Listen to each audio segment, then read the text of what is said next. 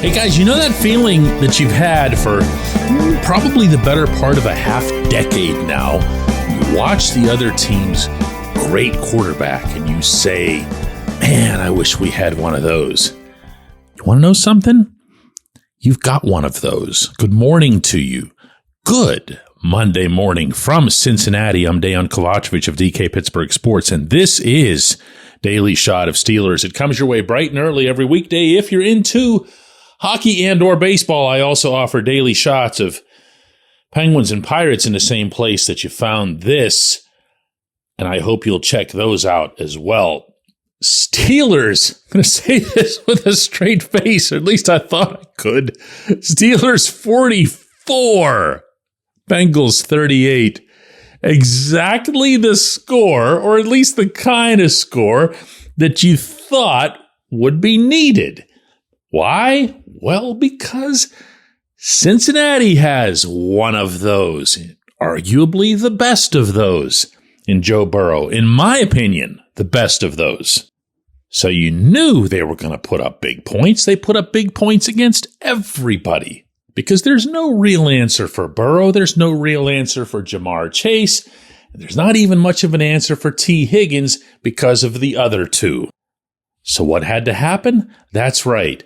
There had to be a counterpunch for every punch. And that's what there was early on, thanks to Pittsburgh having one of those.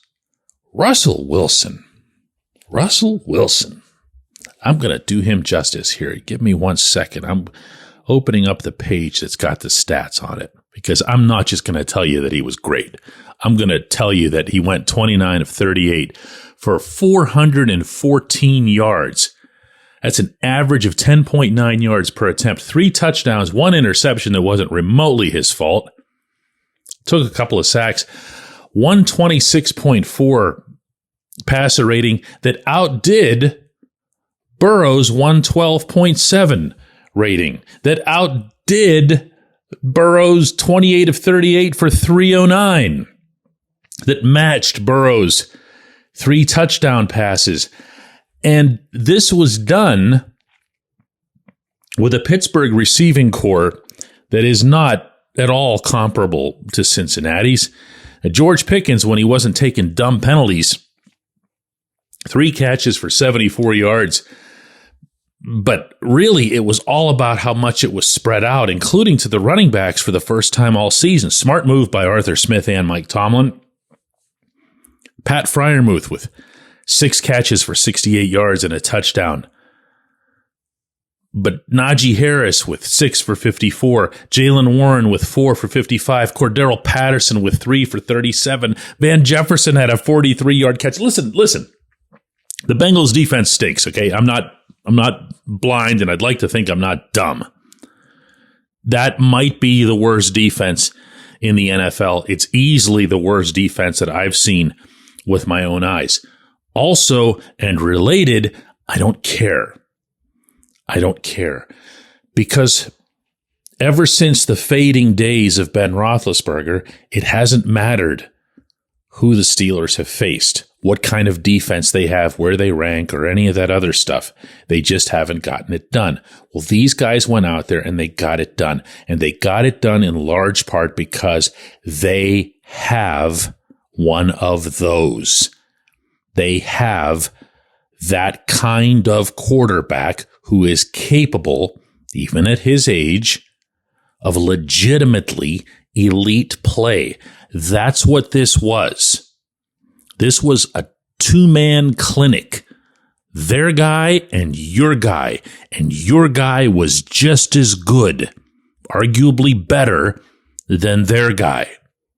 And you know what I think about when I think about stuff like that? Yeah, I go back to Tomlin's decision. I go back to the decision, which incidentally, those of you who listen to the program regularly, you might recall I was not in favor of. I liked what I saw of Justin Fields. I wanted to see more. I embraced the concept that Fields could be that quarterback of the future that's been missing from here for far too long. And I don't take back any of the kind words about Fields. If anything, he's even impressed me that much more as a teammate, as a person since losing that status. But I grossly underestimated what Russ could still do at this stage of his own career. I just did. And he's showing everybody now, not just me, not just you, not just the Bengals. He's showing everybody that he's facing that he still got it, but the it is with a capital I and a capital T, because there was a point when Russ was one of the top 2 or 3 most dangerous quarterbacks in the NFL. And if he's capable of doing that in a setting like this, AFC North, road game, want to bounce back from Cleveland, all that other stuff. And on top of that, and don't think for a second that quarterbacks don't think about things like this, because they actually do, even when they deny it, the matchup against Burrow and knowing you're going to have to align yourself with him or exceed him in order to win, that's really, really good stuff. And on top of that, I spent most of my post-game in the locker room just asking really specific questions about Russ and about what he's contributing to this offense beyond even what our eyes or the advanced analytics can tell us. I asked Dan Moore, Russ's left tackle, what he's seeing out there. I mean, he's feeling it, bro. And, we got some really good weapons at receiver. We've been keeping him upright, and you can do that. You know, you can give your quarterback confidence in the pocket. The rest is on him, and I think he's doing a really good job leading us. I think he's doing a really good job of, just recognizing those moments. You can feel the confidence in the huddle. We all just feed off of it. Yeah, there was a lot of that. There was a lot about the leadership. There was a lot about the ability to read the entire field. There was a lot about the poise, the accuracy, the getting the people in front of him to believe in him as much as he will tell you that he believes in them. I know the win matters. Okay, I'm not ignoring the win. The Steelers are 9-3, yay them, and all that other stuff. Okay, but having one of those quarterbacks line up against their guy and do this, I'm sorry, I think that's a bigger deal, and I would have felt the same way if somehow the Steelers had fallen short. Why? Because as Tomlin correctly foresaw when he made the switch to get where you want to go, to get to the Super Bowl, you're going to have to face somewhere along the way, whether it's a Burrow, whether it's a Josh Allen, whether it's a Patrick Mahomes, someone is going to be there waiting for you who you're going to have to either outscore or at the very least match. And guess what? The Steelers have one of those. When we come back, J1Q. Luxembourg, Garbett, Kelly & George is a personal injury law firm in Western Pennsylvania that represents injured people in automobile accidents, workers' compensation cases, and medical malpractice claims. The attorneys at Luxembourg, Garbett, Kelly & George pride themselves in doing what they say they're going to do. It's important to them that when they make you a promise, they keep that promise. And this law firm has been keeping promises for over 80 years. Luxembourg, Garbett, Kelly & George has been AV rated. That's the highest rating a law firm can receive for legal ability and ethics. And the lawyers at the firm have been designated super lawyers, that's a real thing, for over 15 years. Rare combination there. Luxembourg, Garbett, Kelly & George has offices in Cranberry, Newcastle, Beaver Falls, Butler, and Elwood City.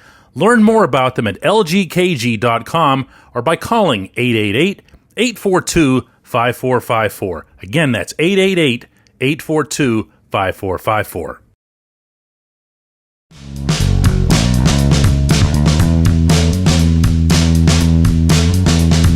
Today's J1Q comes from Chris, who says, DK, was it just me, or did Russell Wilson audible a ton? Maybe the mini bye showed that the true offensive coordinator should be Russ. Well, I know what you're referring to. Okay, let's start there.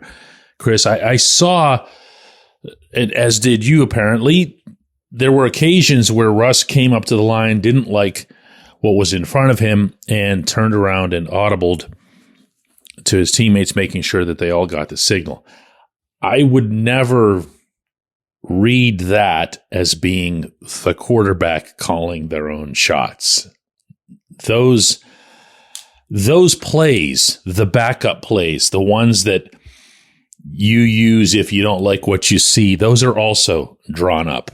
One thing about the Arthur Smith methodology and system and culture really is that he's in charge. It's his playbook and it's his play calling that happens. He doesn't want the quarterbacks burdened with it. He thinks it leads to confusion more than anything else.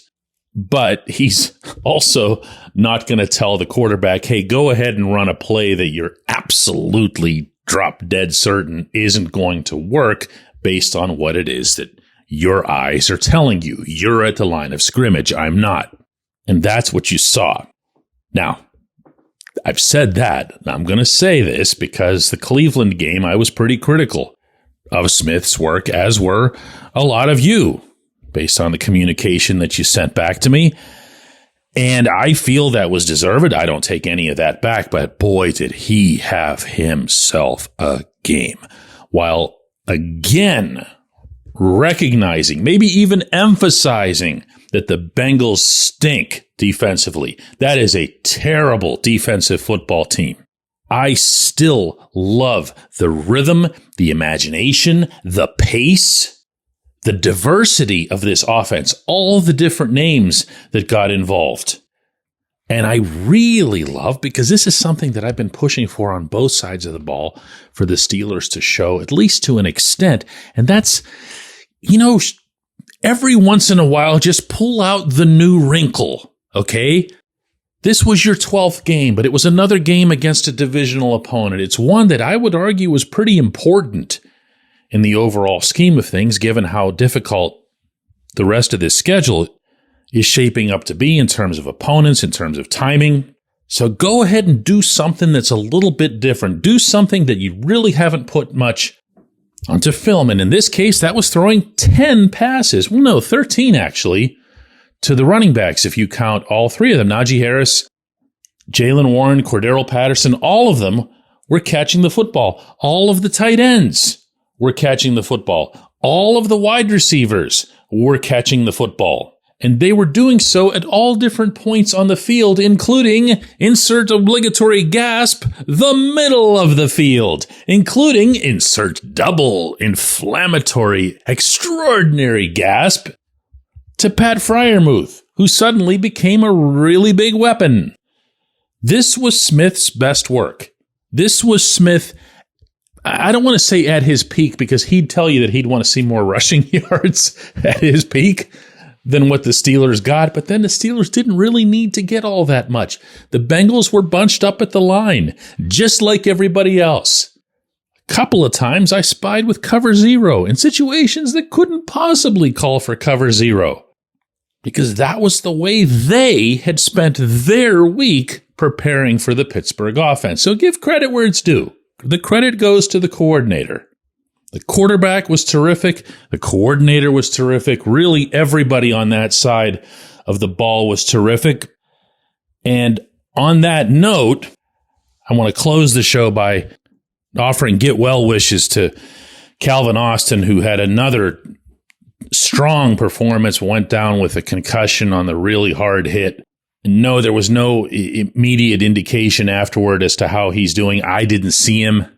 But it's the second time he's gotten really bopped like that in the span of a month, and you hate to see it. Just such a good dude, such a hard worker who's earned everything he's got. And I'm going to say it again, he's only getting better. He's on the climb.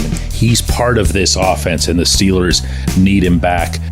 I appreciate the question. I appreciate everybody listening to Daily Shot of Steelers. Going to have another one of these when I get back home tomorrow.